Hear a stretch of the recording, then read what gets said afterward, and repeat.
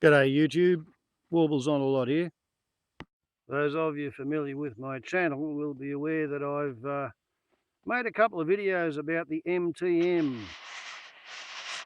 Chinese brand of cheap chainsaw, specifically focusing on my concerns caused by observing the manner in which red hot exhaust gases emanating from these two angled exhaust outlets, which are located at the very front of the chainsaw, discharging directly onto the workpiece in a manner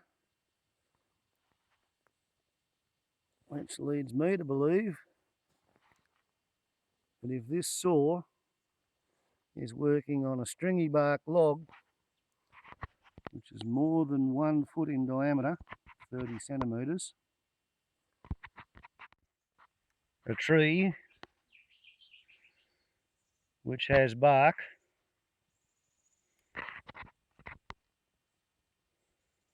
on the order of an inch thick,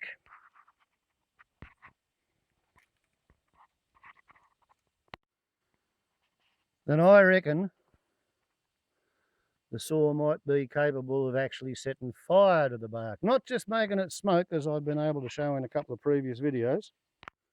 And considering that this manual is issued with all 4 saws in the range, all 4 of them, from the 58SX through the 62SX, the 72SX and the 82SX, all feature the same front mounted exhaust canister and short little log dog teeth, whereas the only mention of fire hazards actually germane to the situation: be aware of fire risks resulting from machine use. It then says, ensure that the machine exhaust and spark arrestor, if equipped, is well maintained and that the engine is tuned correctly. So part 2 of that exhortation does not pertain because there is clearly no spark arrestor fitted. And we're not having troubles with sparks being emitted from the exhaust, we're having troubles with hot gas cooking the stringybark. So we shall see what we shall see.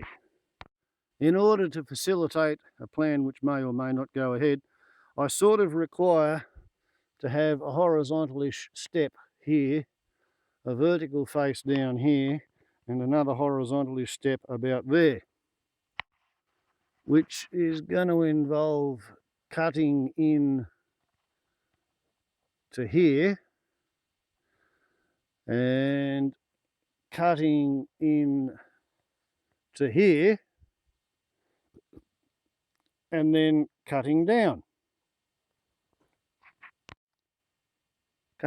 there to meet up with that cut, and that should give us 2 steps while providing a fair test of the scale of the fire risks which we are told to be aware of in the MTM chaining saw manual. And we shall see what we shall see.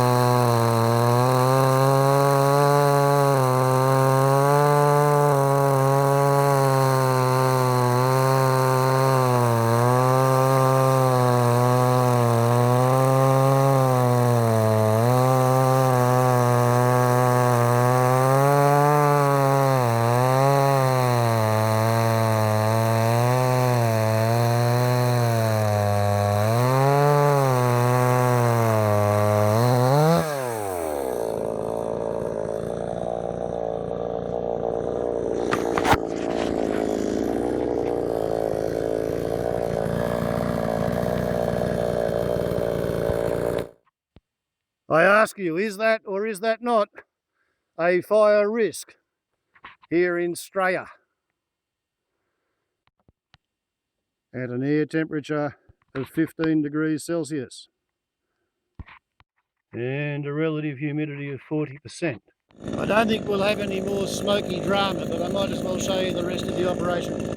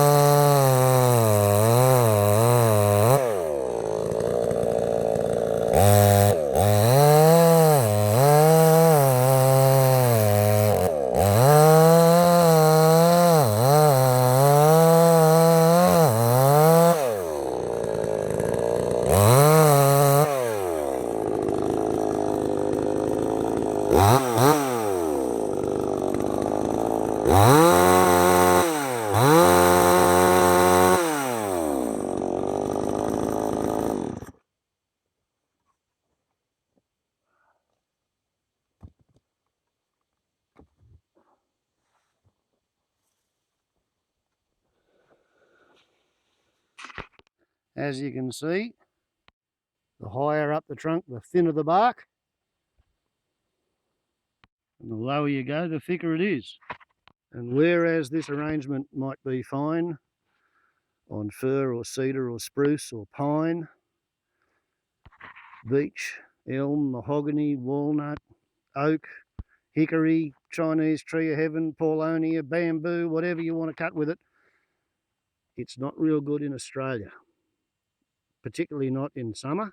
And if you've always wanted a chainsaw and you could never afford one because, you know, like a proper one is like over $1,000 sort of thing, if the temptation of $130 or $150 chainsaw is just too much for you, then bear in mind that this, unless you do a few things to it, this is not actually a safe chainsaw to take out into the Australian forest and use it in summer to clear yourself a fire trail.